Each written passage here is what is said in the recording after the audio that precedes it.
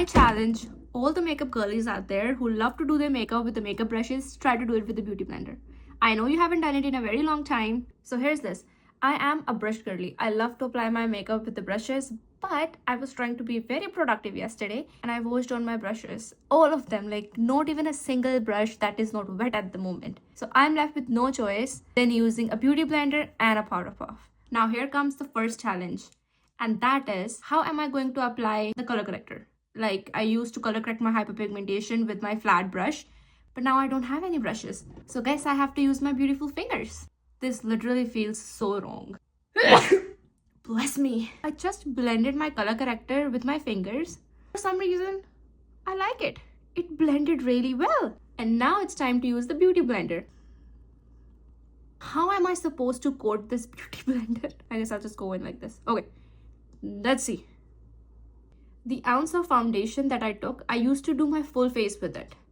But with the beauty blender, it didn't even cover the half of my face. My experience so far with the beauty blender finish, it's definitely giving. Disadvantage that it takes way longer to do the full face of foundation than my foundation brush. Foundation was still the easy part, but the rest of the steps... Why did I decide to do this to myself? Okay, now let's try to blend this out with the beauty blender. I'm also going to use the ABH bronzer because I feel like it would be easy to blend in.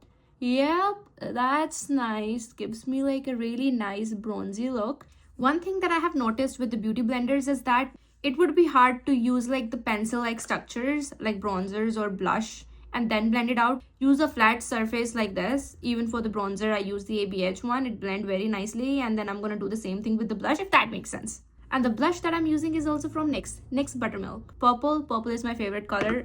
Bring anything purple to me, I will take it. With the beauty blender, I feel like I'm just stabbing my face and my hand really hurts. I already have a plan in action for my concealer. I'm gonna use this beauty blender tip in order to blend this out. Smart, right? I am smart. One thing that I'm saying with the beauty blender that it is not leaving any creases. Now the easiest thing I'm gonna do is the setting powder because I have a powder puff. At least something that will not give me any hard time today. I have used my powder puff for the powder bronzer and the powder blush, and it did the same job as my brushes. So powder puff, thank you so much for saving me today. We just did a full face of makeup with a beauty blender, and this is how it looks.